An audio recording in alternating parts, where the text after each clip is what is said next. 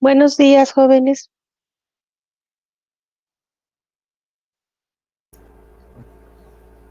Buen día. Buenos días, profesora. Todos bienvenidos. Espero que hayan tenido un bonito fin de semana, chicos.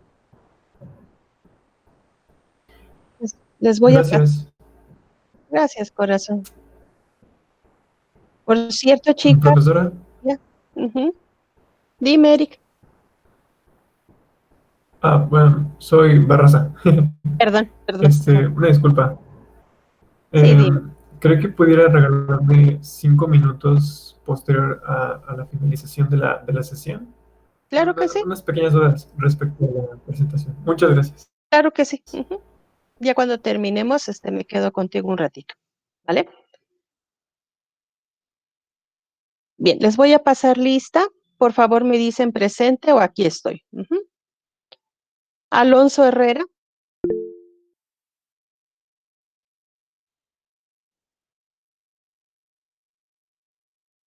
Gracias. Ya vi. Gracias.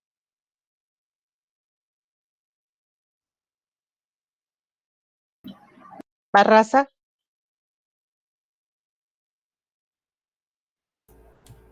Aquí, Gracias. Ansúrez. Presente. Buenos días. Buenos días. Viviano.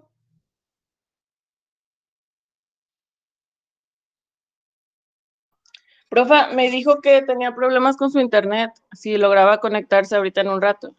Viviana. Ok, sí, gracias, corazón. Gracias por Sí, avisarme. sí, de nada. Fuentes Bustos. Ella nos Presente, maestra. puede decir qué tipo de materiales pueden usar para trabajar esto. ¿Tu Quinto TV A, o qué es? ¿qué hace el ¿Mandé? Presente. Está ¿Sí un me escucha? ruido. Sí, te escucho, pero es Es, porque salió en tu televisión o no sé qué es, o radio. no es mi mamá en una reunión. estrategias para Ok. Gallardo García. Presente, profesora, buenos días. Buenos días. Gómez Pérez. Presente, profesora. Buenos días. Escucho una voz muy rara, pero bueno. González Castillo. Presente. González Castillo. Presente. Gracias. Guzmán Hernández. Buenos días, presente. Buenos días. Heredia Vargas. Presente, buenos días. Buenos días. Huerta García.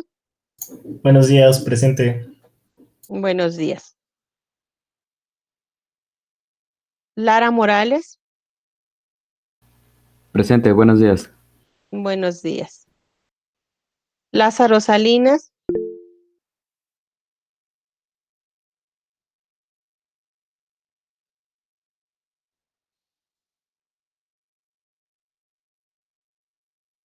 Pérez Flores.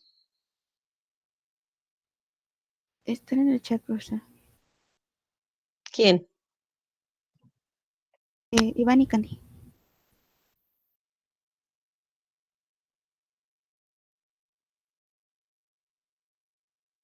Candy Iván. Okidoki.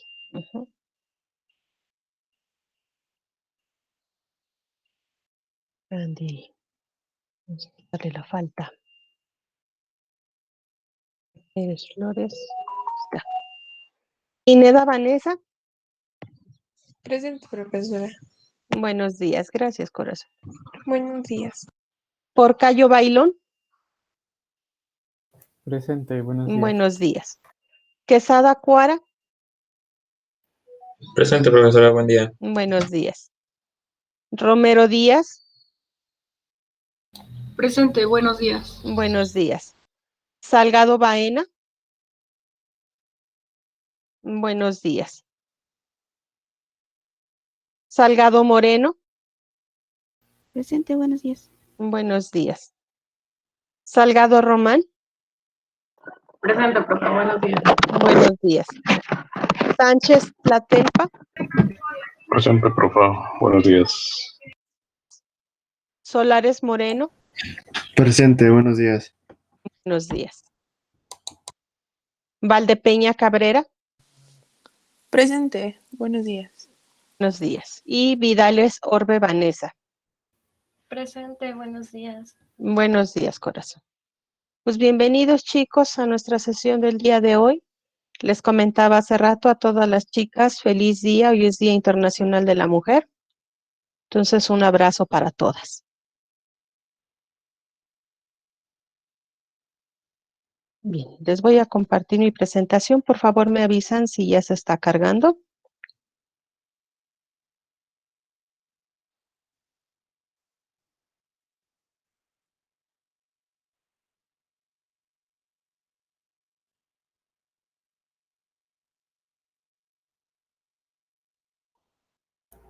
Listo, ya se ve. ¿Listo? Ya estaba. Perfecto. Bueno, entonces vamos a continuar. Vamos a revisar los dos últimos temas correspondientes a la primera unidad. Estuvimos hablando la semana pasada acerca del proceso del control de calidad y estuvimos hablando acerca de cuál es su definición y cuáles son los requisitos o los parámetros que se evalúan dentro de un control de calidad. ¿Mm?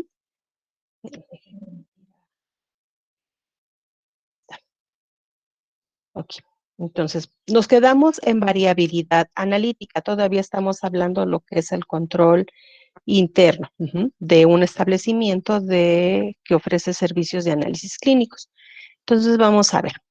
Dentro del área de proceso, cuando ya estamos utilizando métodos para medir determinados analitos, pues podemos observar que podemos tener diferentes tipos de errores.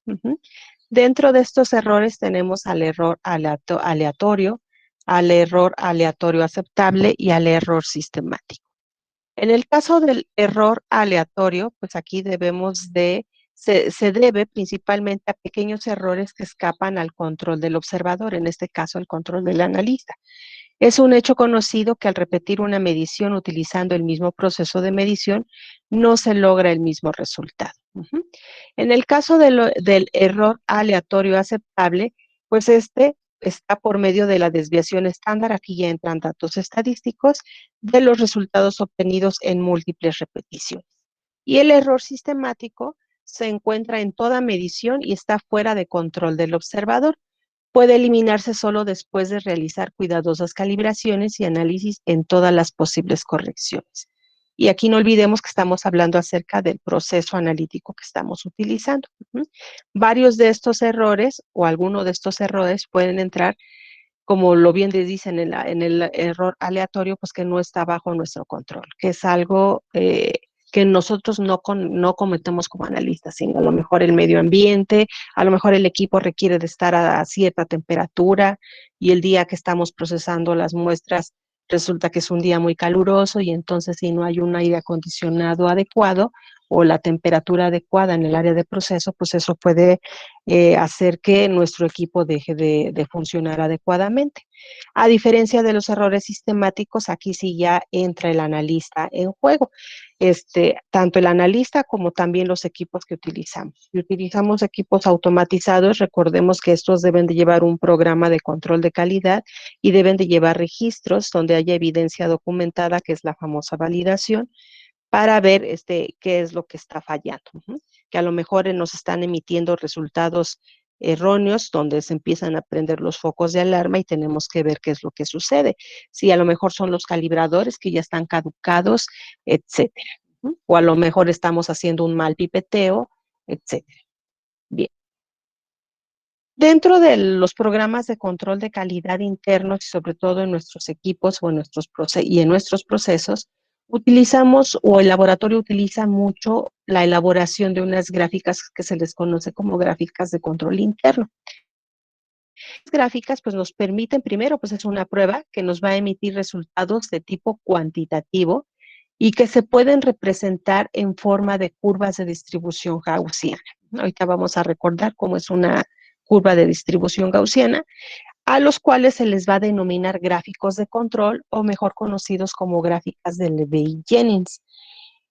Antes, estas gráficas se hacían de manera manual, donde el analista tenía que ir anotando de forma manual todos los valores obtenidos antes de empezar el proceso de las muestras, durante el proceso de las muestras y después del proceso de las muestras. Y entonces, en función de ello, tenía que ir graficando a la semana cómo se iba comportando el procedimiento que se estaba llevando a cabo. Ahorita ya con todos los equipos que son prácticamente todos automatizados, los mismos equipos ya traen software donde van metiendo los datos y ya en automático les genera el reporte. Y para ello dijimos que en el caso de las gráficas de Lebesgue-Jennings son una distribución gaussiana. Entonces aquí tenemos en esta diapositiva cómo nos representan la gráfica de distribución normal, que es a lo que se le conoce como la distribución gaussiana, donde nuestros valores que nosotros procesamos en el laboratorio deben de caer dentro de esta campana. Cuando el comportamiento de nuestros resultados en nuestros procesos se salen fuera de estos rangos, entonces estamos diciendo que ya no tenemos un control o una precisión de nuestros métodos o de nuestros procesos, y es cuando tenemos que empezar a revisar qué es lo que puede estar pasando. Bien, dentro de la distribución normal, pues vamos a tener parámetros estadísticos que que van a estar involucrados para el comportamiento de estos datos, y tenemos a la famosa media, a la mediana y a la moda. Son aproximaciones estadísticas prácticamente iguales, y aquí la tendencia central en torno a la cual se agrupan los datos no solo es el valor que se repite con mayor frecuencia, sino también el valor intermedio del conjunto de los datos y el promedio de todos los valores obtenidos. Aquí tenemos otra representación esquemática de cómo se presentan este tipo de campanas o de distribuciones normales, que también se le conoce así, donde en el eje de las X anotamos los intervalos, en el eje de las Y nos dice la probabilidad para que nuestro dato caiga dentro de la distribución gaussiana, y justo a la mitad, lo que divide a nuestra campana, nuestra distribución, ahí es donde van a estar los valores medios. Y la variancia, pues va a ser qué tanto se acerca a la media o qué tanto se aleja de nuestros resultados.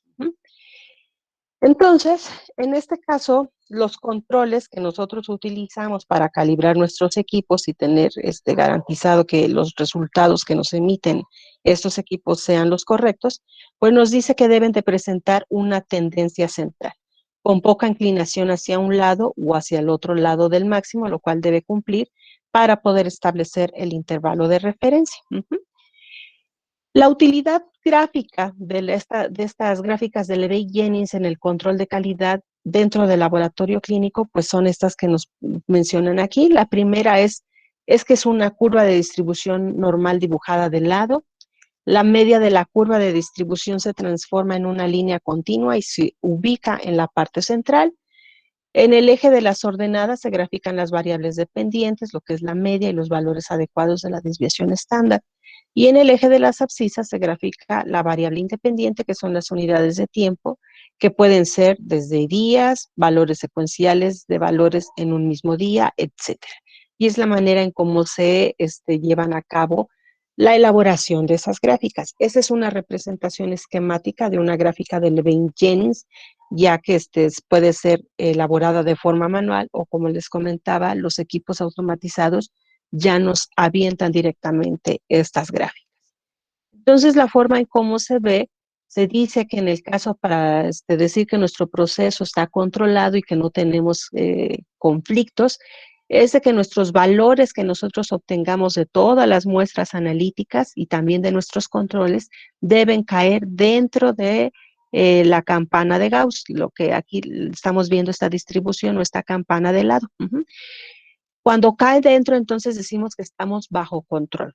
El problema radica cuando nuestros valores empiezan a salir, ya sea por la parte de inferior o por la parte superior, que es a lo que se le conoce como desviaciones estándar. Para este tipo de gráficas, hasta 3 desviaciones estándar es cuando ya nos empiezan a decir que hay conflictos. Entonces, es lo que se grafica. Por ejemplo, aquí nos están dando los parámetros analíticos de algún analito X. Vamos a suponer que nos están hablando del colesterol, Recordemos que los valores de colesterol en personas sanas no debe pasar no debe de ser mayor de 200 miligramos por decilitro. Entonces aquí nos está ubicando que nuestros controles del colesterol están dentro de los parámetros. Tenemos de 196 a 200, entonces si nuestros valores de nuestras muestras de nuestros pacientes caen aquí, es que estamos trabajando bien. Cuando nuestros controles empiezan a salir por debajo, es decir, que sean menores o que sean mayores de 200, entonces ahí ya se nos prenden los focos. Es cierto que las muestras de los pacientes cuando tienen una patología se van a salir fuera de estos rangos, pero ahí ya estamos conscientes y estamos seguros de que es por la patología tal cual y no por el proceso analítico. Entonces aquí recordemos que estas gráficas de Levy-Jennings lo que nos dicen es que sí estamos trabajando bien. Aquí tenemos otra representación donde nos dice cuál es la interpretación de estas gráficas y aquí nos dice que si el procedimiento analítico muestra buena precisión, se espera que los valores del control se encuentren entre más o menos 2 desviaciones estándar, distribuyéndose de forma normal, que es lo que nos representan en estos puntos rojos que están dentro de los parámetros estadísticos. Aquí tenemos otro ejemplo de otra gráfica de Levy-Jennings, donde tenemos también los valores obtenidos de concentración en miligramos por decilitros de algún parámetro, de algún analito, por los valores aquí nos están representando al colesterol. Entonces, dentro de nuestro equipo, donde se procesa todos los días o una vez a la semana, dependiendo de las condiciones de laboratorio y también de los objetivos de laboratorio, pues podemos observar que trabajamos y que estamos mostrando precisión. Tal vez por aquí a los 30 días en el mes hubo cambio de controles, a lo mejor hubo cambio de ciertos estándares, entonces se tiene que volver a calibrar y volver a verificar que estamos trabajando normal. Cuando salen estos puntos fuera de los valores medios, donde nosotros consideramos que estamos bajo control, entonces ahí es donde tenemos que empezar a tener cuidado y empezar a observar qué es lo que está pasando en nuestro proceso. Y entonces estos puntos que quedan fuera, dentro de 1 o 2 desviaciones estándar o hasta 3, como habíamos revisado en la primera gráfica, pues nos está diciendo que estamos perdiendo precisión en nuestro método. Esta es otra representación también de la gráfica de Levy-Jennings, donde nos marcan los valores medios y aquí donde vemos que el proceso también ya está empezando a tener falta de precisión. Acá es otra donde sí nos dice específicamente que ya nuestro método, nuestro proceso ya no es preciso porque ya estamos obteniendo resultados muy variados y que están cayendo fuera de los límites establecidos.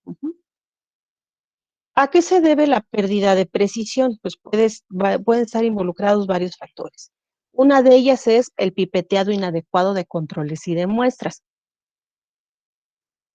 Normalmente, bueno, hay equipos que sí ya te permiten tomar la muestra y la cantidad y el volumen necesario para poder llevar a cabo el proceso. Pero, ¿qué pasa cuando tenemos nosotros como analistas que tomar la muestra y adicionarla a los contenedores para poder meterlos al equipo y que puedan ser leídos? Entonces, a esa toma de alícuota es a lo que nosotros conocemos en términos colequiales, como pipeteado, aunque el término pipeteado es incorrecto. Pero es lo más comúnmente dicho, por eso lo manejamos aquí. Entonces, ese pipeteado de los controles de nuestros equipos y de nuestras muestras, pues puede ser inadecuado porque a lo mejor ese día nos sentimos mal y la mano nos está temblando y obviamente al momento de tomar la muestra, pues podemos tener un error. A lo mejor de poner 100 microlitros, estamos poniendo 99.5 microlitros y eso puede ser un factor para que no tengamos la cantidad o el volumen adecuado para llevar a cabo el proceso.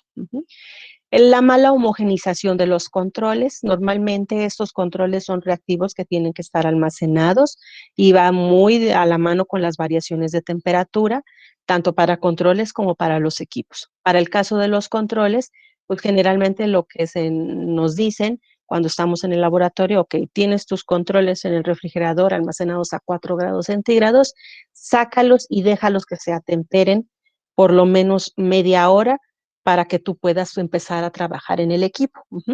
Muchas veces para poder agilizar los procesos, porque se nos empiezan a acumular las muestras, lo que se hace o lo que hace el analista es empezar a calentarlos con las manos.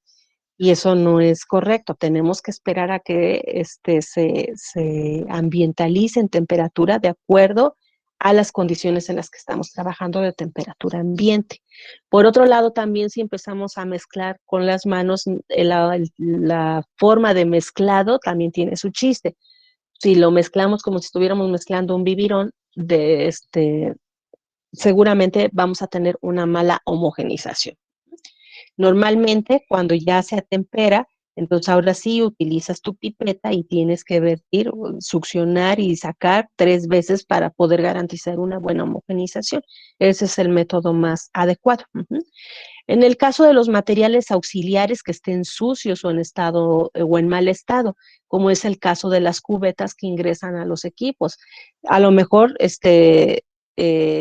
confundieron y llegó un fin de semana, el domingo no se trabaja y se llega el lunes y dejan material, pero no se sabe si es material limpio o si es material que ya está, o material sucio que apenas iban a lavar, o que las celdas o las cubetas estén rayadas, estén rotas, etc.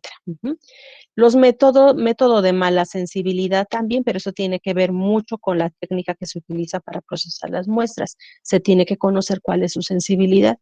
Las variaciones de temperatura, que es lo que les había comentado, la imprecisión fotométrica, que esto ya tiene que ver también con los equipos, y las variaciones de voltaje, obviamente esto tiene que ver con las instalaciones propias del laboratorio, que debe de cumplir con las especificaciones que dice la norma para este tipo de cosas, que son las variaciones de voltaje. Y también que debe de cumplir con las variaciones de voltaje que nos indican en los manuales de operación de cada uno de los equipos. Hay otra manera de graficar para llevar a cabo nuestro control de calidad interno de nuestros procesos en el laboratorio clínico, que son muy parecidos a las gráficas de Levy-Jennings, pero se conoce como reglas de Wexcart. No nos vamos a meter en qué consisten esas, nada más les quiero mostrar las imágenes que son muy parecidas, donde tenemos en el eje de las X el tiempo, los días en el que se lleva a cabo los procesos, y en el eje de las Y las desviaciones estándar, y a la mitad es los valores medios. Y estos tienen también que se puntualizan, se grafican y se comportan igual que una gráfica de Levy-Jennings. Entonces aquí manejan varias reglas. También se manejan los parámetros que salen para decir que el método no está siendo preciso, con 1 o 2 o 3 desviaciones estándar, más o menos. Esta es otra gráfica donde ya involucran las reglas para identificar las alarmas. Aquí, por ejemplo, nos dicen que esta regla se utiliza como una regla de alerta para realizar una inspección cuidadosa de los datos de control mediante otras reglas de rechazo. Las reglas de Wexcart como que son un poquito más puntuales a comparación de las gráficas de Levy-Jennings, pero se siguen utilizando. Como pueden ver, son varias reglas que hay que interpretar para este caso, y las que les vuelvo a repetir, las que más se utilizan son estas, las gráficas de Levy-Jennings. ¿Cuáles son las ventajas y desventajas de utilizar este tipo de gráficos? Las ventajas, pues, es que nos proporciona una buena representación visual de lo que tiene que ver con la precisión del método y la exactitud del método. Es decir, que nuestros datos, si son precisos y son exactos, entonces estamos trabajando bajo control. Estamos bajo control, tanto como analistas como el proceso. Son fáciles de interpretar. Dentro de las desventajas es que el tiempo que se requiere para graficar los datos antes se hacía de manera manual, entonces teníamos que ir graficando día tras día y al final elaborar tener la gráfica al final. Ahorita les comento, como ya los equipos son automatizados, pues eso lo tienen en cuestión de minutos. Otra de las desventajas es que se requieren diagramas distintos para cada determinación y nivel de control. Bien, eso es con respecto al control interno. Vamos a ver ahora lo del control de calidad externo. Aquí nos menciona que es un procedimiento que utiliza los resultados de varios laboratorios analizan la misma muestra con el propósito de valorar la calidad. Si recuerdan, yo les había comentado que como establecimientos y donde estamos ofreciendo estos servicios, pues tenemos que ser evaluados constantemente para saber que realmente estamos obteniendo resultados confiables y que eso le garanticen a la población que llegue a nuestros establecimientos que estén seguros de lo que se les está entregando y que el personal médico que los atienda estén seguros también de lo que se está entregando y que puedan tener un tratamiento adecuado. Entonces, como pueden ver, todos estamos correlacionados y todos vamos de la mano. Bien, ahora, vamos a suponer que yo soy laboratorio ay, perdón, Laboratorios Duque. Les iba a decir Gibraltar, pero se me traba la lengua. Laboratorios Duque. Y yo, dentro de mis spots publicitarios y dentro de mi misión, visión, etcétera, pues yo garantizo a la población que va a llegar conmigo de que sus resultados son 100% confiables. Y resulta que por acá, donde yo estoy ofreciendo mis servicios, también hay otro laboratorio, pero que ahora se llama Laboratorios El Agua. Son nombres ficticios. Entonces hay una competencia entre mi laboratorio y mi laboratorio vecino. Los dos ofrecemos lo mismo, los dos ofrecemos los mismos estudios, garantizamos que los resultados son confiables. Llega otra organización, otro laboratorio externo, que precisamente no están en la misma área o en la misma ciudad que nosotros dos, que Laboratorios Duque y Laboratorios El Agua. Este laboratorio que llega se le conoce como laboratorio de verificación o laboratorios de tercerías, y el más conocido aquí en América Latina es Pacal. Entonces, él dice, Pacal, a ver, ustedes dos laboratorios dicen que están ofreciendo estos servicios, yo quiero ver cómo están trabajando, y si están trabajando bien, entonces les doy su certificado donde cuando lleguen sus clientes o los pacientes van a ver y entonces van a estar seguros. Pero si no lo trabajan, si no están trabajando bien, entonces no van a tener esa certificación. Esa certificación es una calificación si estamos aprobados o no estamos aprobados. Y con eso nosotros somos evaluados como un control de dentro de un programa de control de calidad externo. Mucho se dice que la calidad cuesta. Entonces, si yo quiero ofertar mis servicios y decir que mis resultados son confiables, yo tengo que invertir en eso. Para que yo pueda ser evaluado, tengo que pagar para decirle a Pacal, a ver, Pacal, por favor, necesito que me digas que estoy trabajando excelentemente bien en el área de hematología, que mis procesos del área de química clínica están excelentemente bien estructurados y bien elaborados, y entonces necesito que me evalúes. Entonces, Pacal llega, me envía muestras que yo desconozco en qué consisten, las proceso, y mis resultados que yo obtenga tienen que ser los mismos que tiene el laboratorio que me está dando las muestras.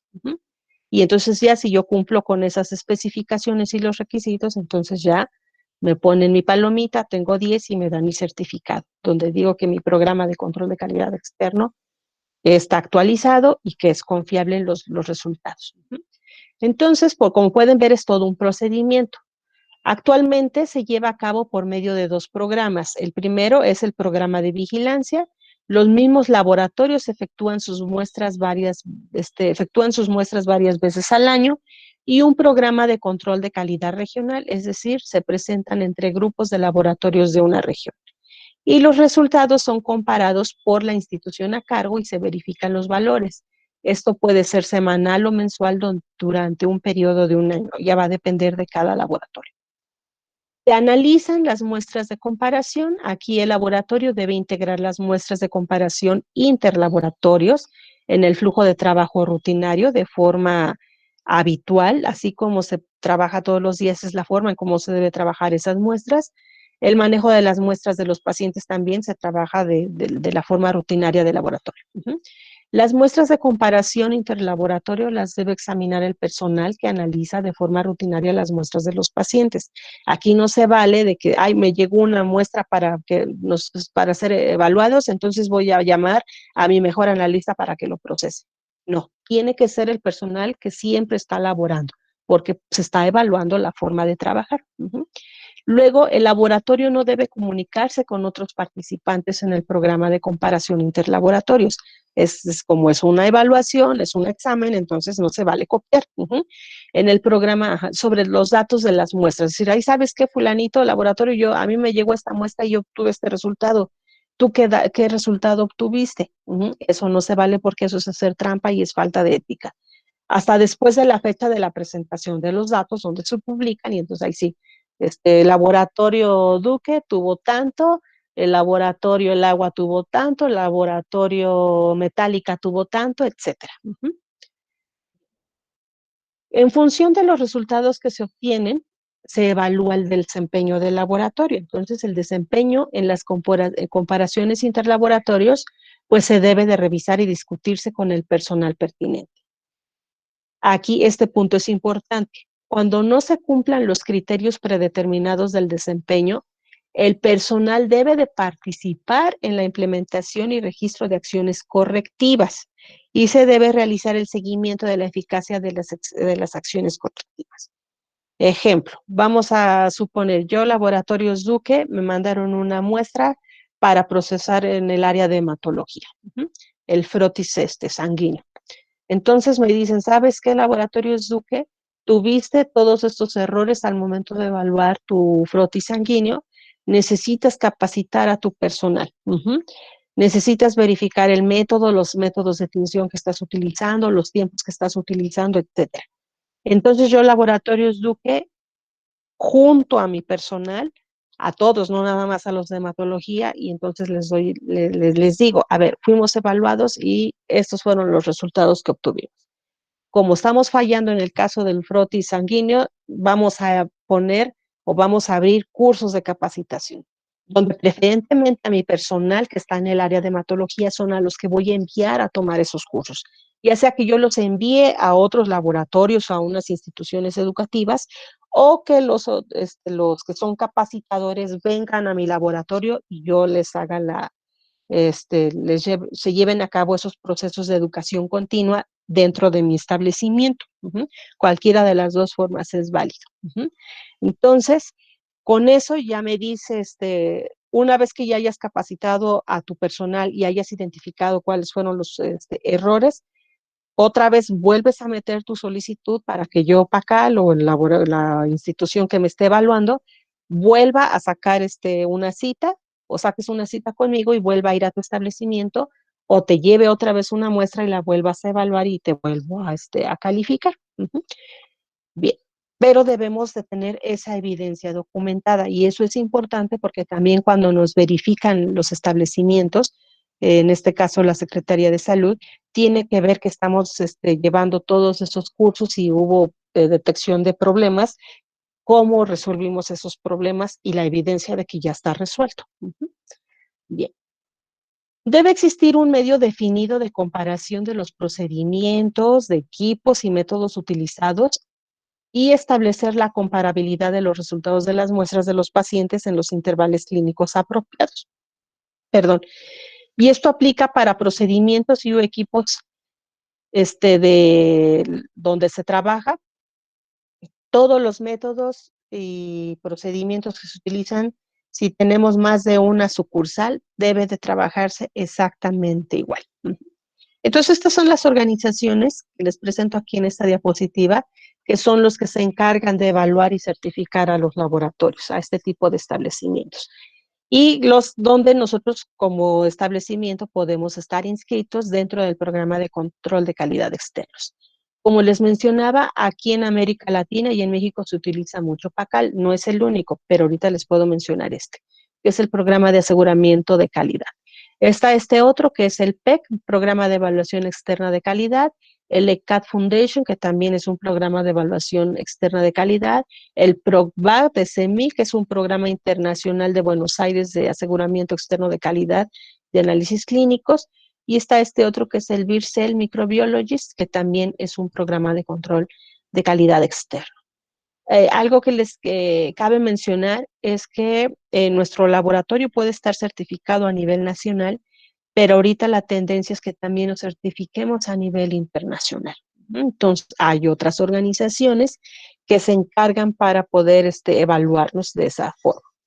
Esa es la página de internet del programa de aseguramiento de calidad de PACAL, donde aquí nos explican si quieres saber de algún estado o si nosotros queremos inscribirnos, también de los cursos de capacitación que ellos ofrecen para el personal de nuestro laboratorio, etcétera, y todas las áreas en las cuales pueden encontrar desde casos clínicos, información eh, relativa a lo que nosotros trabajamos, dependiendo de las áreas con las que cuente nuestro laboratorio. Y está en español. Bien. Todo esto de la fase del control interno y control externo, pues recordemos que abarca todas las áreas de proceso de nuestro laboratorio clínico. Bien. Ya habíamos visto lo que era la fase preanalítica, la fase analítica y la fase postanalítica. Vamos a recordar brevemente que esta empieza desde que nosotros terminamos de procesar la muestra y que ya estamos obteniendo resultados. Y esos resultados generalmente pueden ser transferidos a bitácoras, que debemos de tenerlo para cumplir con la normatividad, donde tiene que ir bajo con nuestro puño y letra. O bien dentro de los softwares de los equipos donde ya se emiten los resultados y tenemos que irlos guardando para poder tener evidencia documentada. En el caso de la fase analítica, nada más recordamos que entran estas etapas, que es lo que es el análisis de resultados, la confirmación de los resultados, los valores biológicos de referencia. Este es un dato muy importante. Se dice ahorita que cada laboratorio debe de tener su catálogo de valores de referencia de acuerdo al tipo de población que está manejando. Recordemos que los resultados pues, son resultados biológicos y la variabilidad genética juega un papel muy importante. También si somos hombres, si somos mujeres, si somos niños, adolescentes, adultos o adultos mayores, los valores pues, van a ser variados. De ahí la variabilidad biológica. Entonces, lo que se recomienda es de que cada establecimiento, dependiendo del tipo de población de la zona que esté atendiendo, debe de tener sus propios valores de referencia.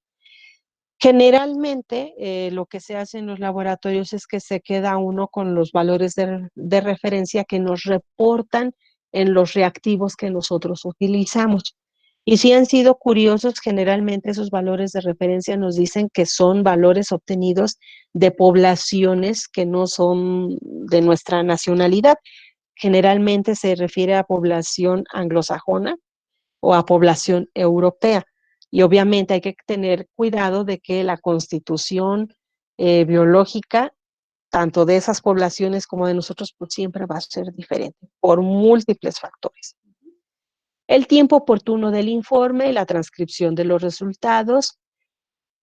También entran estas otras fases, que es la autorización de emisión de resultados a captura en recepción, la firma y liberación de los resultados por el responsable sanitario, o bien que el responsable sanitario haya nombrado al analista para que le haya autorizado que él firme en su lugar. Y en todo caso ahí se pone por ausencia y ya firma el analista responsable. La entrega de resultados en los formatos establecidos. Cada formato va a estar determinado por cada establecimiento que ofrece estos servicios. La entrega de resultados al médico tratante o al paciente, dependiendo de lo que se haya solicitado desde el momento de la recepción y la solicitud de los exámenes. El almacenamiento de las muestras analizadas, esto es importante, de acuerdo a normatividad, pues por lo menos debemos almacenarlas por 3 meses por cualquier situación. Los famosos desechos de RPBI también entran en la fase postanalítica, la cual tiene su propia normatividad que vamos a ver un poquito más adelante. Bien. Aquí en esta diapositiva nos presentan ejemplos de los errores en las pruebas de laboratorio. Regresando a los errores preanalíticos, errores analíticos y los errores postanalíticos, donde estamos hablando dentro del programa del control de calidad. Dentro de los errores preanalíticos tenemos en la primera columna todos estos ejemplos donde se puede llegar a cometer errores en la identificación del paciente. que no se pongan los dos nombres, si es que tiene dos nombres, sus dos apellidos, la edad, el género, etcétera. La preparación inadecuada del paciente, este punto es importante y esto viene, de hecho, desde que el médico tratante le hace la solicitud al paciente para realizarse los estudios para confirmar o descartar su diagnóstico. Es responsabilidad del médico tratante de decirle cómo se tiene que presentar al laboratorio para evitar que sea rechazado el paciente. Pero vamos a suponer que no lo hace. Entonces, lo que el laboratorio está obligado es de que cuando llega el paciente a recepción y que diga que se quiere realizar un estudio, dependiendo del tipo de estudio, el recepcionista debe de estar capacitado para darle la información adecuada, decirle, bueno, usted quiere que se le haga una determinación de glucosa en ayunas, cuánto tiempo de ayuno tiene. Entonces, eso significa que el recepcionista debe de estar familiarizado con los tiempos. Solicitudes de prueba inapropiadas, aquí también juega un papel muy importante el médico tratante, porque a veces con las prisas, cuando escriben a mano, no se entiende la letra, o bien ellos están solicitando una prueba, pero al momento que se llega al laboratorio, el recepcionista lo interpreta o lo conoce como otro tipo de prueba. También aquí es los médicos, por ejemplo, y es muy común que luego se vea de que mandan a hacer sobre todo los estudios microbiológicos, no especifican qué exactamente qué tipo de estudio quieren. Entonces, es difícil para el laboratorio adivinar. Bueno, quieren ver si tengo algún microorganismo en mi cuerpo, sí, pero ¿qué quiere? ¿De qué muestra biológica? Tiene que estar bien especificado. Recipientes o aditivos incorrectos, esto sobre todo el momento de la toma de muestras, debemos de tener cuidado con esto. Errores en el rotulado de la muestra, igual tiene que estar completo los datos de identificación del paciente y el nombre del tipo del estudio que se va a realizar. La recolección o manipulación inapropiada de la muestra, aquí entra desde que sea un volumen incompleto, o sea, poco volumen, o que le haya dado la luz del sol y que ya se degradó, o que haya tenido mucho tiempo de haberse extraído y que ya pasaron más de 2 horas y entonces hasta después se lleva la muestra al laboratorio, etcétera. El momento de recolección inapropiado también de la muestra y las muestras, sobre todo cuando estamos hablando de muestras sanguíneas que estén hemolizadas o contaminadas. Para ello, se deben de seguir los procedimientos adecuados con los pasos adecuados para poder obtener este tipo de muestras y garantizar que el resultado va a ser el adecuado.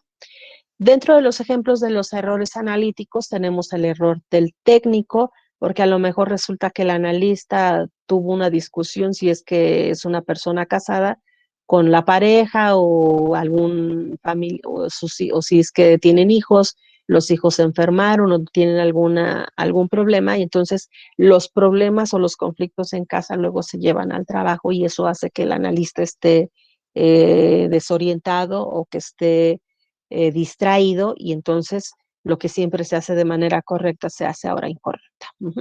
Error en la calibración del instrumento. Aquí entran mucho, a lo mejor que los controles que se utilizan para la calibración ya estén caducos. Deterioro del reactivo, también la caducidad es muy importante tenerla en cuenta. Errores en el pipeteado. Sesgo o falla del instrumento, incumplimiento de los pasos del procedimiento, luego por querer hacer las cosas rápido nos brincamos los pasos que se requieren para poder llevar a cabo un proceso adecuado de calibración, errores de tiempos mientras se realizan las pruebas, instrumento operado de manera incorrecta y esto pues luego muchas veces cuando se mete a personal nuevo y no está familiarizado, antes de que empiece a manejar los equipos se les tiene que capacitar. Errores postanalíticos, pues error en el ingreso de los resultados en el ordenador, errores en la interpretación de la prueba, informe ilegible, no entregar el informe, información incorrecta del paciente, errores de transcripción, informe tardío, no informar por teléfono los resultados críticos, esto sobre todo a nivel hospitalario. Bien, como estamos hablando acerca de algunos de los ejemplos donde se pueden presentar estos errores, sobre todo en el área de la toma de muestras, pues vamos a ver que cuáles son los requisitos y cuáles son los diferentes tipos de muestras que tenemos. Entonces, dentro de las tomas de muestras, pues recordemos que son muestras biológicas. ¿Cuáles son? Principalmente la sangre y otro tipo de muestras como puede ser líquido cefalorraquídeo, exudados, etc. Cuando hacemos una toma de muestras, sobre todo pues tenemos que identificar al paciente. Para el caso de las tomas de muestra de sangre, es muy relevante saber qué técnica de extracción vamos a utilizar. Ahorita les voy a presentar algunos ejemplos. Y seguir las normas de bioseguridad para protección tanto de los pacientes, pero sobre todo para protección de nuestro personal y de uno mismo si lo está haciendo. En el caso de las otras muestras biológicas, como les decía, que es la orina, las heces fecales, el líquido cefalorraquídeo, etcétera, también se deben de identificar. Se debe de conocer las formas de recolección y también, muy importante, las indicaciones al paciente que deben de cumplir para poder obtener la muestra y que ésta pueda ser procesada con éxito. Dentro de la extracción sanguínea, tenemos varios instrumentos que podemos utilizar para obtener estas muestras. Dentro de ellas tenemos la jeringa tradicional, que es la que les pongo aquí de imagen. Podemos utilizar un método al vacío, que es la que les represento en esta otra imagen, la que les estoy señalando con el cursor, que generalmente lo conocemos como sistema Vacutainer. Pero el sistema Vacutainer se basa en un sistema al vacío y Vacutainer es la marca comercial, la cual consiste en el capuchón, la aguja y los tubos de recolección. Podemos obtener muestras de sangre solamente con el apoyo de una aguja, o bien con el apoyo de mariposas o de lancetas. Bien, esos son todos los instrumentos que nosotros podemos utilizar para obtener una muestra de sangre. Ahora, dentro de la muestra de sangre va a depender también qué es lo que necesitamos para poder analizar. Tenemos la muestra venosa, la muestra arterial y la muestra capilar. Generalmente la muestra venosa, pues utilizamos nuestros brazos o los brazos del paciente para poder adquirir, al igual que la muestra arterial. En la muestra capilar lo que se utiliza pues son las yemas de los dedos o los lóbulos de las orejas para poder obtener el volumen necesario. También dependiendo del tipo de paciente al cual le vamos a extraer la sangre, pues también es el instrumental o la herramienta que vamos a utilizar. Si utilizamos o si le vamos a extraer sangre a un recién nacido, pues no vamos a utilizar el sistema al vacío porque vamos a colapsar sus venitas. Si utilizamos si le vamos a extraer sangre a un paciente pediátrico, entonces aquí sí ya podemos utilizar un sistema al vacío dependiendo de cómo se palpen las venas, de cómo se sientan, si no están muy delgadas, entonces utilizamos el sistema al vacío, si no, lo más adecuado es utilizar la jeringa tradicional.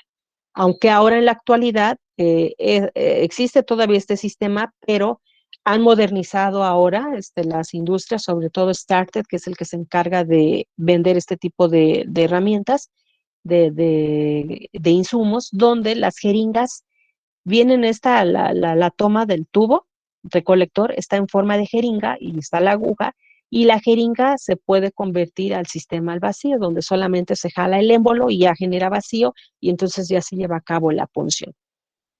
También si tenemos a adultos, pues se puede utilizar jeringa o se puede utilizar el sistema al vacío. Si son pacientes pediátricos, también se puede utilizar la mariposa para poder extraer, sobre todo si se van a extraer 2 o más muestras. Y en los pacientes geriátricos también es muy útil el sistema al vacío o el sistema de mariposa para poder recolectar.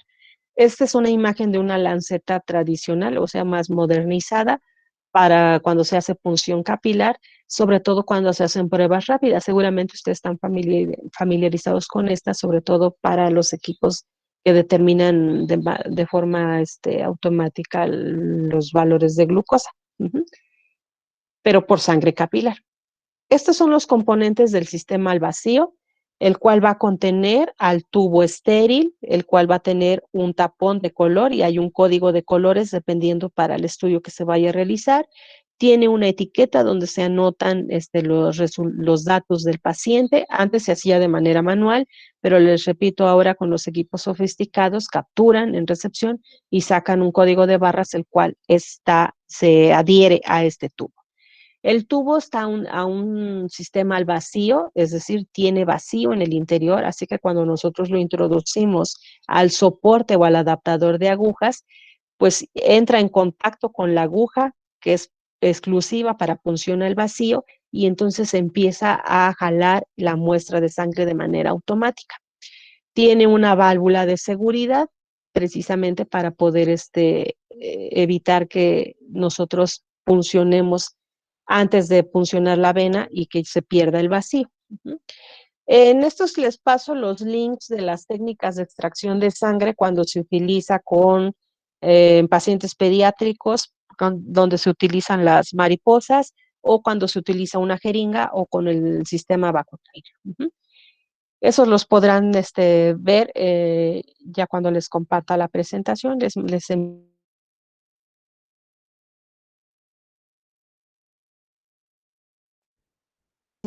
Hay un código internacional de colores, como podemos ver aquí.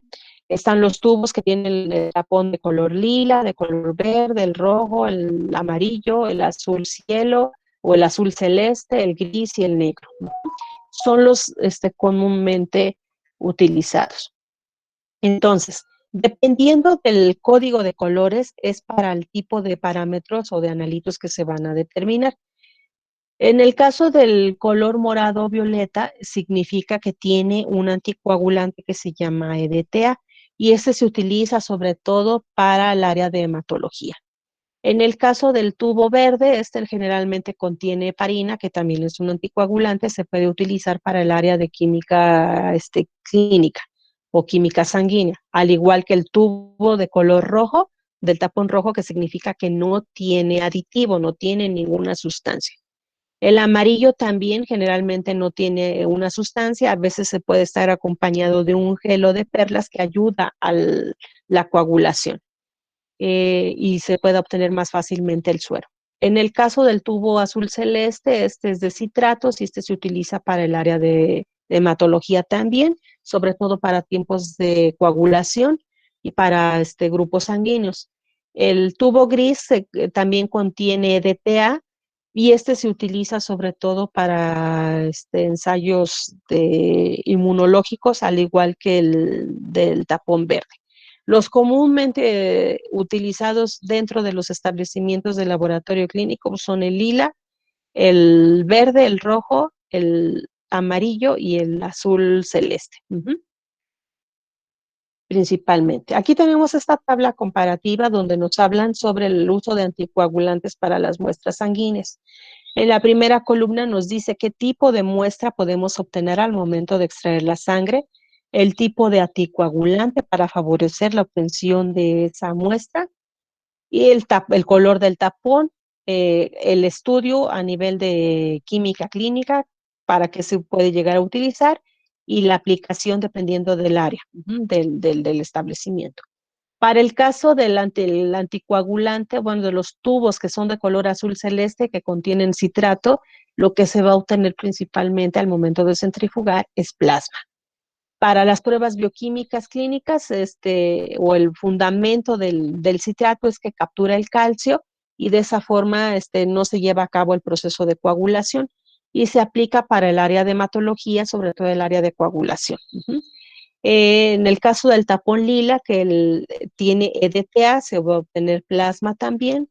Su fundamento es igual, que captura el calcio, por eso no se lleva a cabo la coagulación y se aplica sobre todo para el área de hematología, principalmente para determinar biometrías hemáticas. El tapón de color verde tiene heparina y se obtiene plasma. Aquí su mecanismo del anticoagulante es que inhibe la trombina y se utiliza para el área de química clínica. El negro contiene oxalatos, se obtiene plasma, también tiene su mecanismo de acción que captura el calcio y se utiliza también para el área de coagulación. El que tiene tapón gris tiene fluoruro y se obtiene plasma y aquí inhibe la enolasa y se puede utilizar para el área de química clínica, sobre todo para la determinación de glucosa. El tapón rojo, este no contiene ningún anticoagulante, aquí se va a obtener suero.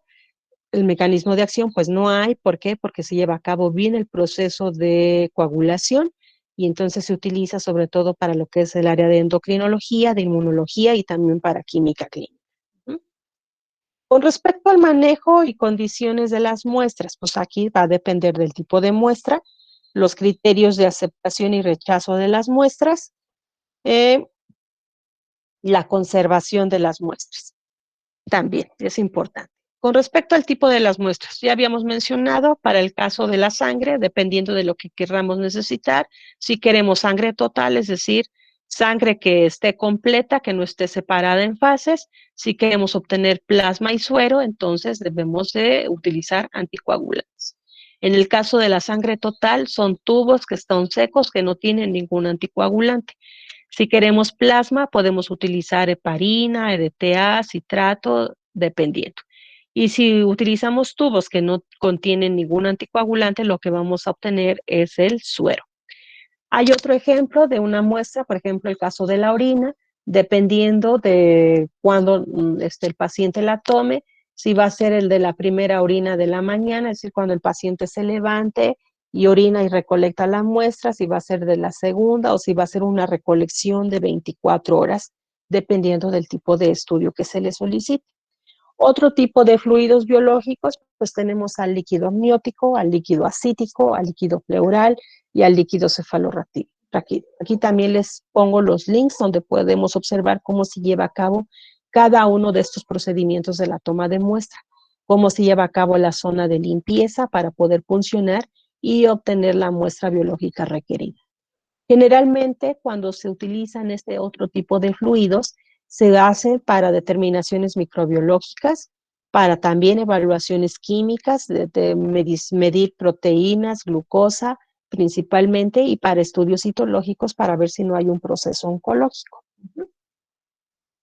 En el caso del líquido sinovial, que es otra muestra biológica, aquí generalmente lo que se utiliza es un tubo recolector o una jeringa, la cual va a contener el anticoagulante heparina de sodio, también para poder analizar todos estos parámetros químicos, principalmente determinación de glucosa, de ácido úrico, etc.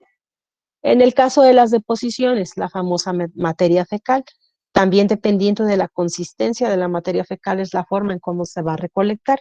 Si es una materia fecal de consistencia líquida, pues no la podemos recolectar directamente en el excusado. Necesitamos de un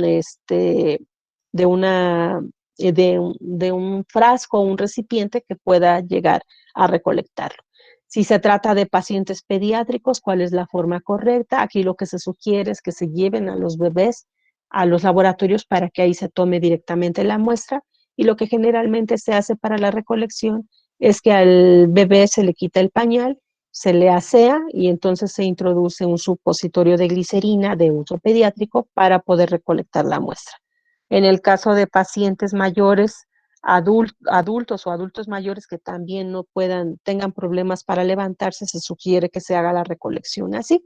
De lo contrario, de la manera tradicional es recolectar la muestra en un frasco de boca ancha y con la ayuda de una paleta o de una cucharilla tomar aproximadamente 1 gramo de muestra para poder depositarla en el recipiente y trasladarla al laboratorio para ser procesado. Dependiendo del tipo de estudio también es el tiempo en el que se debe de tardar. Cuando son estudios para ver si hay presencia de parásitos, depende del número de series que solicite el médico tratante. Pueden ser desde una muestra hasta una serie de 3 o una serie de 7, va a depender de lo que nos diga el médico.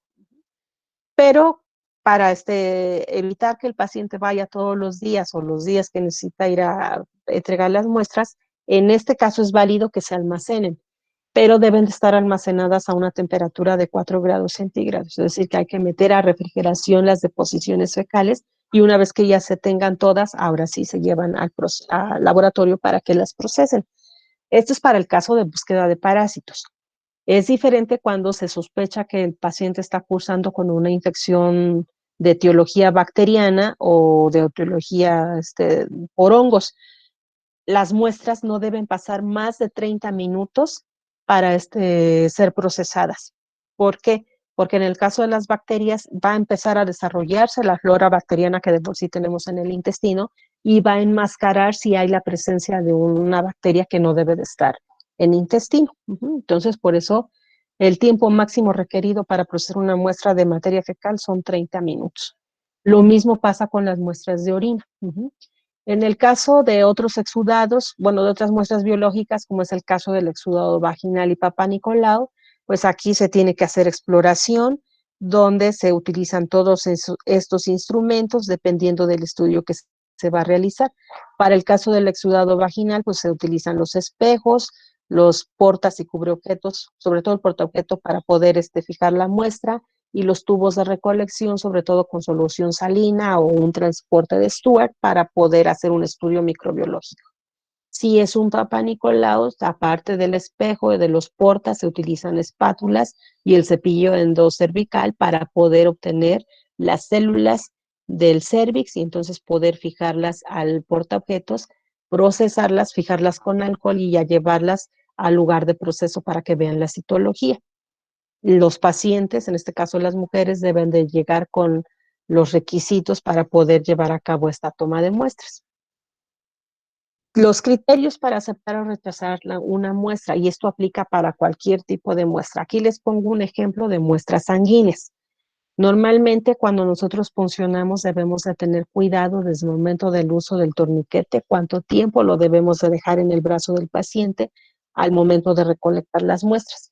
Si lo dejamos mucho tiempo, estamos hablando de más de 2 minutos, y eso estoy exagerando, corremos el riesgo de que tronemos a los eritrocitos cuando estamos aspirando la muestra y que los eritrocitos se rompan y eso libere hemoglobina. Y entonces la coloración roja que vamos a ver cuando estamos centrifugando nuestras muestras va a ser esta. Una muestra correcta y de buena calidad debe de separar bien el paquete globular y el suero o plasma debe de verse completamente transparente. Y empiezan a verse diferentes tonalidades de rojo, nos puede decir dos cosas. La primera que debemos de decir y de pensar es de que nuestra muestra se hemolizó y esa hemólisis se debió a la mala extracción de sangre que se obtuvo. Otra, que también cuando nosotros estamos procesando las muestras no llevamos a cabo el control para esperar a que se coagule o la centrifugamos inmediatamente y entonces también corremos el riesgo de que se rompan los eritrocitos y se hemolice la muestra. Y el que esté hemolizada para muchos parámetros puede meter ruido. O bien que a lo mejor el paciente está cursando con alguna enfermedad, como es el caso de la hepatitis, que se puede llegar a ver así.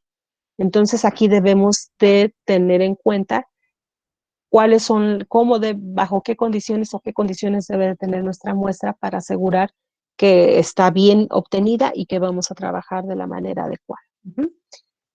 Bien, criterios de rechazo de muestra. Una es la hemólisis, otra la lipemia, es decir, que el suero se vea lechoso, eso significa que así no lo podemos trabajar, y si lo trabajamos tenemos que hacer una serie de procedimientos para poder limpiar la muestra, y eso implica mayor gasto y más tiempo en el área de proceso. Si hay coágulos presentes en una muestra con anticoagulante, que esto no debe de ser, porque por eso utilizamos anticoagulantes. Si utilizamos un tubo de recolección incorrecto, si el volumen del tubo de la muestra no es el adecuado, cada tubo tiene un volumen mínimo requerido para poder tener el volumen adecuado. Si estamos por debajo, vamos a tener errores. Condiciones de transporte inadecuado, el tiempo de traslado para procesarlas, si agitamos los tubos, si los ponemos a la luz, la temperatura de transporte es muy importante, el tipo de recipiente también. Aquí tenemos otras imágenes de otras recipientes para recolección de orina donde los podemos tener en buen estado y que sí son aceptables o que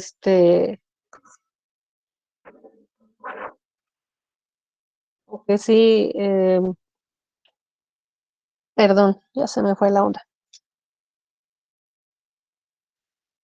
Estamos hablando de recolección de muestras. Recuerden, chicos, Sí. me acaban de interrumpir, perdón. ¿Qué les estaba yo diciendo? Estamos hablando del Para Ajá, seguir los viendo los criterios. envases para la muestra de orina. Sí, corazón, gracias.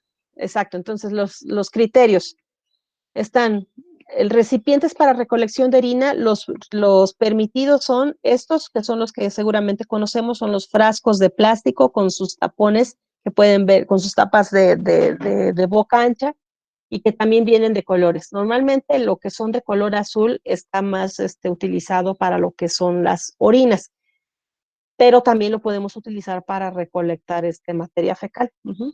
Estos que son de tapón rojo, estos son utilizados también para recolección de muestras de orina, pero sobre todo si vamos a hacer urocultivos, porque estos frascos vienen ya estériles. Estos no vienen en bolsa, entonces no nos garantizan la esterilidad. Si queremos hacer un urocultivo y nos llega un frasco de orina con no es lo más recomendable de aceptarlo, tiene que ser del tapón rojo. Y si es urocultivo, se prefiere que el paciente recolecte la muestra de orina en el establecimiento.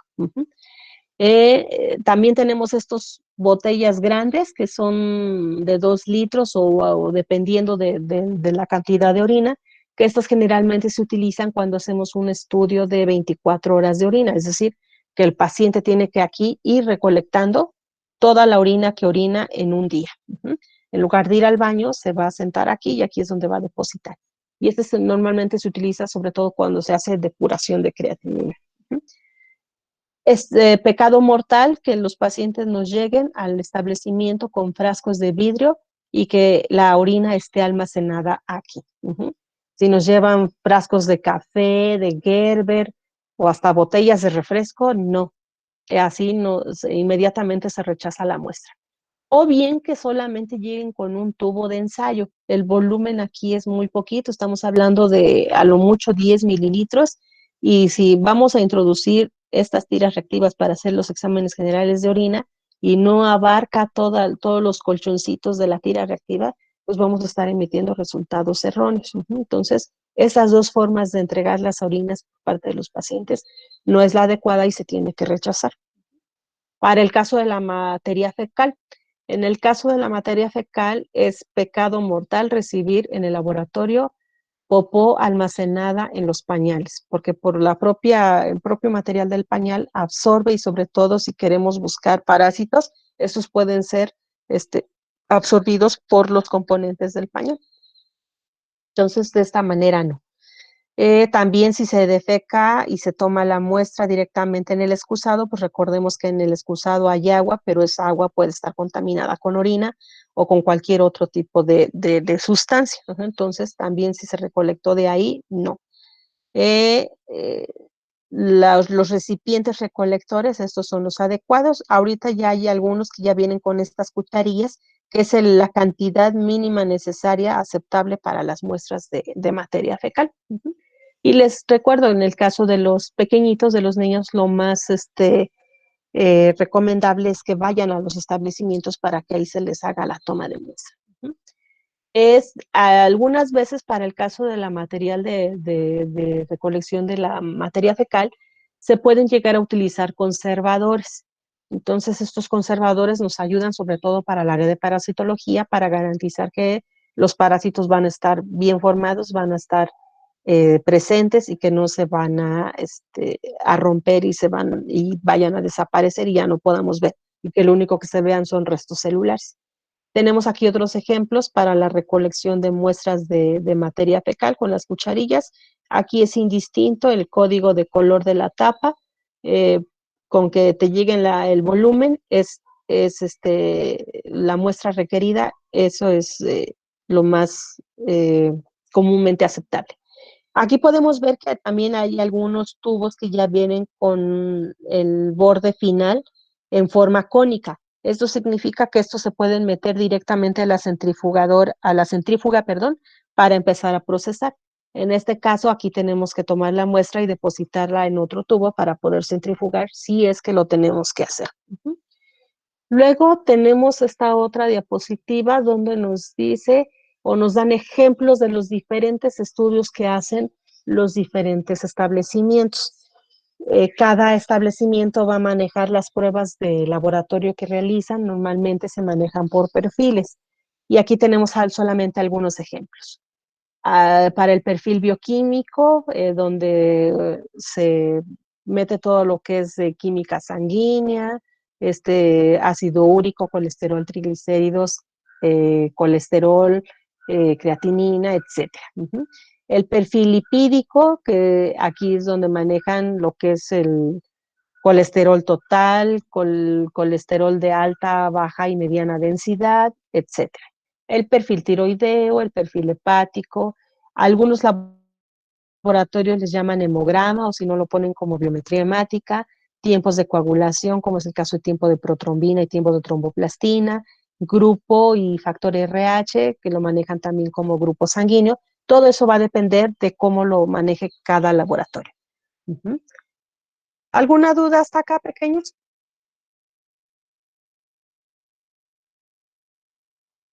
No, por favor. Ah, bueno. No, profe, todo bien. Okidoki. Bien. Sí. Sí tengo una duda, ya se me olvidó cuál era. Agárrala. Con respecto a toma de muestras. Ya me fue.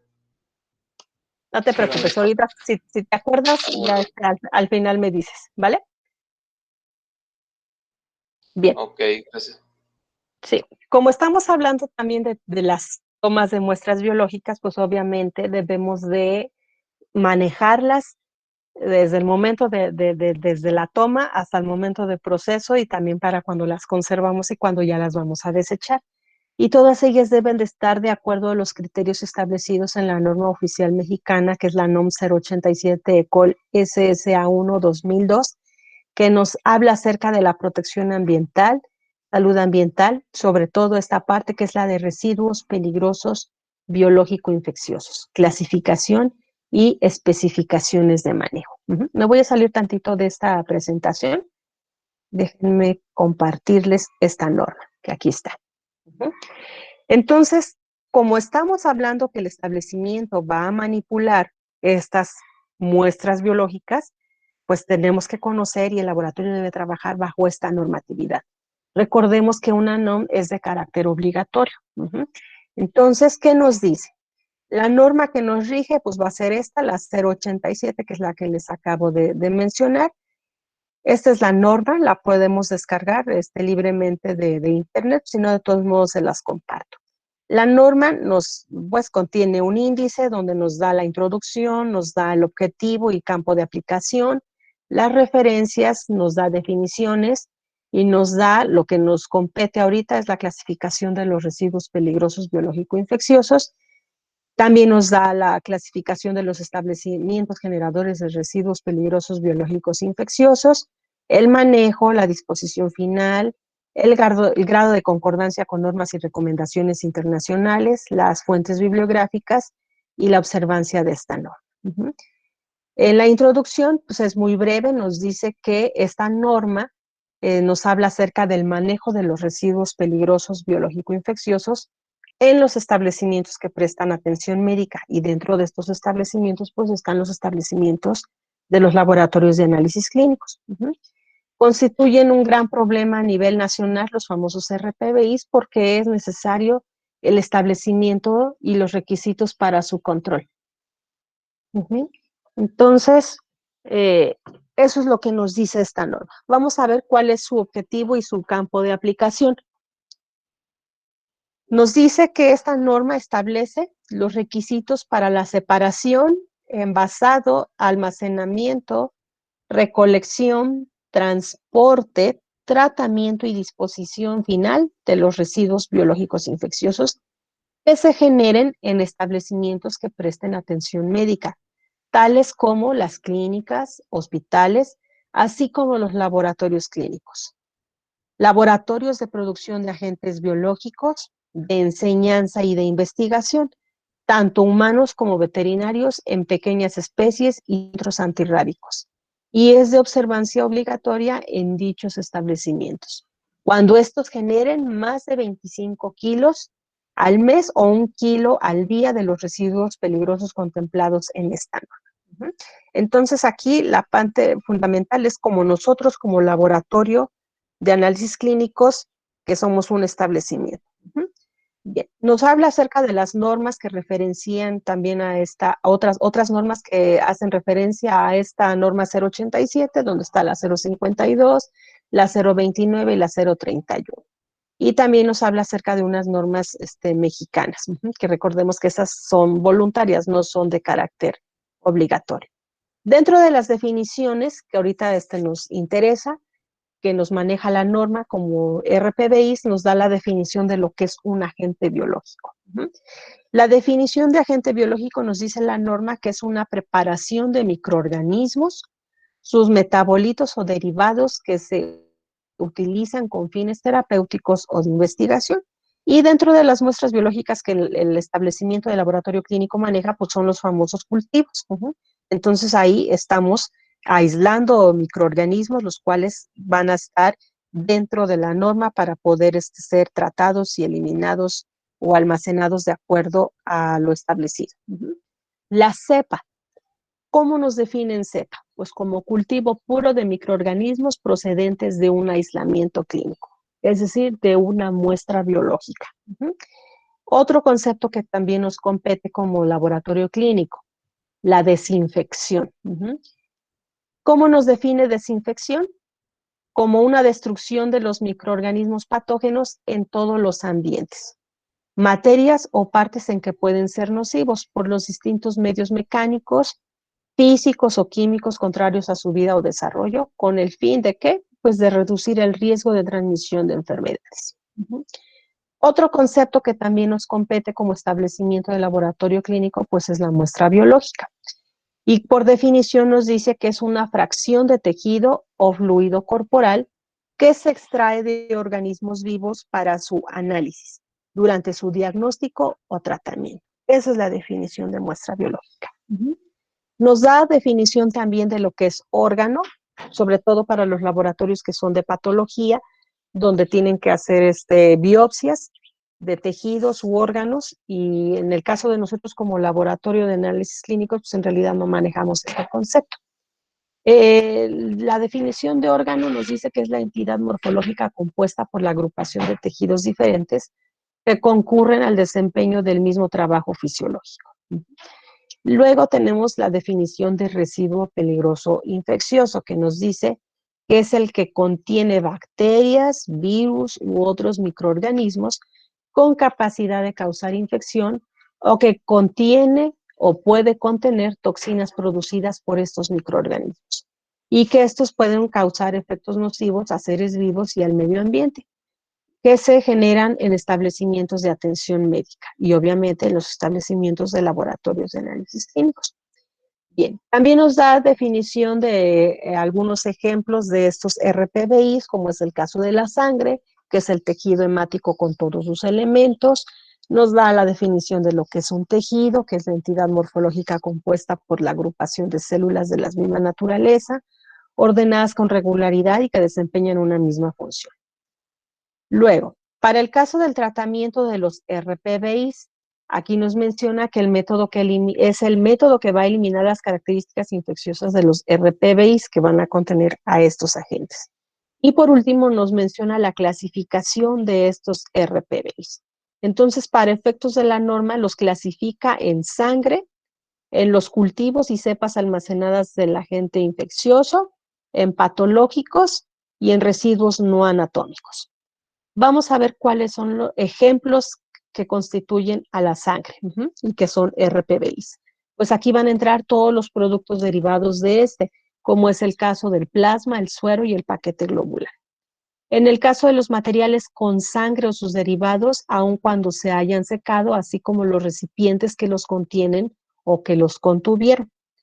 Para el caso de los cultivos y cepas almacenadas de agentes infecciosos, pues aquí entran los cultivos que se generan en los procedimientos de diagnóstico y de investigación, así como los generados en la producción de agentes biológicos. Los instrumentos y aparatos para transferir, inocular y mezclar cultivos. Para el caso de la clasificación de los patológicos, entran los tejidos, órganos, partes y fluidos corporales que se remuevan durante las necropsias, la cirugía o algún otro tipo de intervención quirúrgica.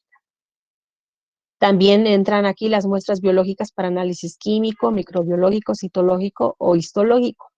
Los cadáveres de pequeñas especies animales provenientes de clínicas veterinarias, centros antirrábicos o los utilizados en los centros de investigación van a estar clasificados dentro del grupo de los patológicos. En el caso de la clasificación de los residuos no anatómicos derivados de la atención de pacientes y de laboratorios, pues aquí va a entrar el equipo, el material y los objetos utilizados durante la atención a humanos o animales, como es el caso de las abatelenguas, hisopos, guantes, etc. Los equipos y dispositivos desechables utilizados para la exploración y toma de muestras biológicas. Y por último, los objetos punzocortantes o usados o sin usar. Entonces, todos los objetos punzocortantes que hayan estado en contacto con humanos o animales o sus muestras biológicas durante el diagnóstico y tratamiento, incluyendo navajas, lancetas, jeringas, pipetas Pasteur, agujas hipodérmicas de acupuntura y para tatuaje, bisturís, cajas de Petri, cristalería, ya sea entera o rota, porta y cubreobjetos, tubos de ensayo y similares. Básicamente son las definiciones que nos da, o las definiciones de todos los que son los RPBIs. Nos da también una clasificación de acuerdo al nivel de atención de cada laboratorio. Tenemos 3 niveles. En el caso de los laboratorios clínicos que realizan de 1 a 20 análisis al día, están clasificados dentro del nivel 1. Los del nivel 2 son los que van a estar los laboratorios clínicos que realicen de 21 a 100 análisis al día. Y los de nivel 3 pues entran los que van a procesar más de 100 análisis clínicos al día, y aquí también entran los laboratorios de producción de biológicos, los centros de enseñanza e investigación y los centros antirrábicos. Con respecto al manejo, pues nos dice que hay 8 pasos principalmente para poder manejar los RPBIs. El primer paso es identificar los residuos y los residuos y de las actividades que los generan. Es la identificación de los residuos. Después viene el envasado de los residuos generados, la recolección y transporte interno, el almacenamiento temporal, la recolección y transporte externo, donde aquí ya participan otras instituciones, donde van y recolectan y se lo llevan para la disposición final, el tratamiento que se le hace, la disposición final, la identificación y el envasado. Y nos presenta una tabla que está muy bonita desde mi punto de vista, muy sencilla, pero resume todo lo que nos dice la norma y qué es lo que nos compete a nosotros y que lo que tenemos que tener siempre bien en nuestros establecimientos, bien estructurado, que es la famosa clasificación. Identificar el tipo de residuo, cuál es su estado físico, en qué recipientes se tienen que envasar y el color de identificación de esos recipientes. En la primera columna nos habla acerca del tipo de residuo y es la clasificación del RPBI. Sangre, cultivos y cepas, residuos no anatómicos, los patológicos y los punzocortantes. En el caso de la sangre, que es el RPBI, su estado físico puede estar en estado sólido o en estado líquido, aunque aquí nos menciona que es en estado sólido. El tipo de envasado, sobre todo si es estado sólido, es la bolsa de plástico y el color de identificación va a ser de color rojo. Pero ¿qué va a pasar si tenemos sangre, que son sus componentes que son en estado líquido? Ahí el estado físico pues va a ser líquido, el envasado no va a ser una bolsa, va a ser un recipiente hermético y el color del recipiente va a ser rojo. Para el caso de los cultivos y cepas, pues su estado también puede ser 2 estados físicos, sólidos o líquidos. Si el caso de sólido, el envasado tiene que ser en bolsas de plástico y el color de identificación es el rojo. Si son líquidos, tiene que guardarse en recipientes herméticos y la identificación de color va a ser rojo también. En el caso de los residuos no anatómicos derivados de la atención de pacientes y los laboratorios, el estado va a ser sólido, el tipo de recipiente va a ser recipientes, van a ser bolsas de plástico y el color va a ser el color rojo de identificación. Para el caso de los patológicos, igual si son sólidos o líquidos, si son sólidos va a ser en bolsas de plástico, si son líquidos en recipientes herméticos. Y el color de identificación tanto de la bolsa como del recipiente va a ser de color amarillo. Y por último, el de los objetos punzocortantes usados y sin usar, El estado físico va a ser sólido, el envasado es un recipiente rígido y el color de identificación es rojo. En el caso del material de envasado, ya sea bolsa o recipiente, pues estos generalmente están hechos de un material que debe ser de consistencia rígida y de polipropileno. Algo importante que también cabe destacar es el llenado de estos envases. No debe de estar al 100%. La norma nos menciona que debe estar por lo menos un 70% de su capacidad para poder ser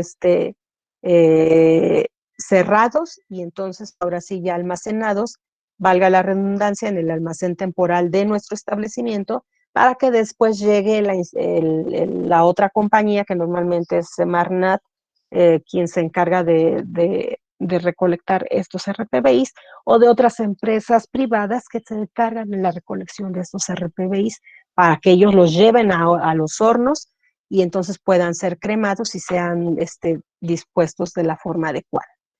Otro punto importante, aunque no lo menciona aquí la norma, es que actualmente para el caso de los cultivos, antes lo que se pedía es que se tenía que meter al equipo de esterilización para poder eliminar a los agentes patógenos a través del proceso de calor. Ahora ya no es necesario. Con que se almacenen las cajas y se depositen directamente en las bolsas, entonces ya se identifica y que son cepas, ya se sabe que ahí va la presencia de microorganismos y entonces ya los llevan a las áreas donde se tiene que hacer la disposición final y ahí llevan a cabo el proceso de inactivación, que es lo que se le conoce. Antes lo que se sugería es que en las cajitas se le adicionara cloro, pero se ha descubierto que el cloro emite gases o vapores que son altamente contaminantes y altamente tóxicos para el ser humano. Entonces ahorita no está permitido que se le ponga cloro a las cajas de cultivo, a los medios de cultivo. Que tengan crecimiento o no tengan crecimiento, no se les puede poner. En el caso de la sangre, ahorita como ya tenemos estos tubos recolectores, pues ya no es necesario destaparlos y vertirlos en algún recipiente hermético. ¿Por qué? Porque corremos el riesgo de generar aerosoles.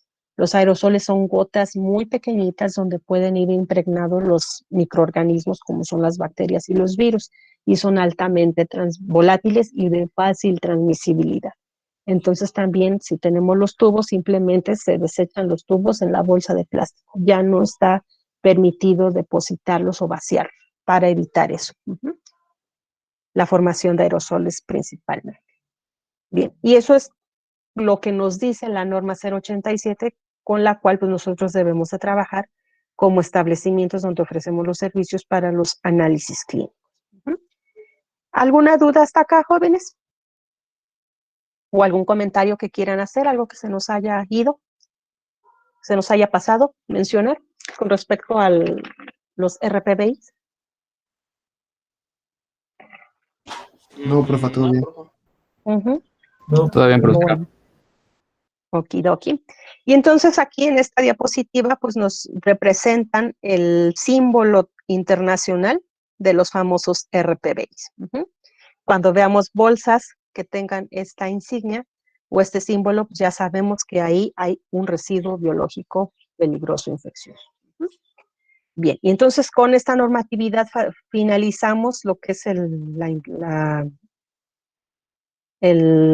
la unidad número 1, que habla acerca de la introducción a los laboratorios clínicos y toda la normatividad que debe de cumplir el establecimiento. Esas son algunas fuentes bibliográficas en las cuales se desarrolló esta presentación y queda a su disposición. ¿Vale? Bien, entonces con esto concluimos esta unidad, entonces ya nos toca hacer nuestro primer examen parcial pequeño. Y el primer examen parcial lo estamos programando para la próxima semana, que es el lunes 15 de marzo, si mal no recuerdo, déjenme checarla, más verificar la fecha. El examen va a ser en línea. Voy a utilizar la plataforma de Google Forms. Entonces, ya tengo sus correos electrónicos, que son los institucionales, ahí es donde les va a llegar el link, ¿vale? para poder realizar su examen en línea, que va a ser de la unidad 1 nada más. Ok. ¿Vale? De acuerdo, profe. Sería para el lunes 15, ¿verdad? Sí, para el lunes 15. Ujú. Yo les voy a enviar a sus correos las instrucciones, ¿vale?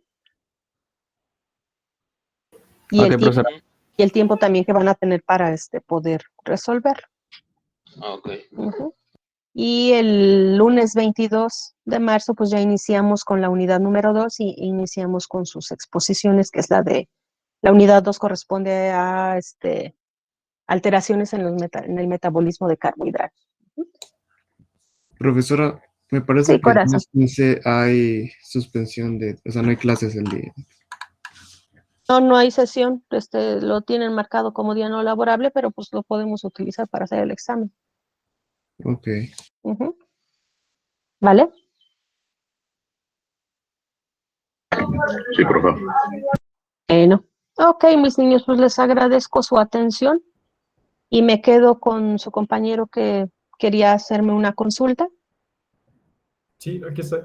Ajá. Ok, bien. Pues a todos los demás, gracias. Que tengan un excelente inicio de semana. Igualmente, por favor, muchas Gracias, gracias. profesora. Hasta luego. Gracias, hasta Hasta luego. luego. Gracias, profe. Hasta luego. Bye.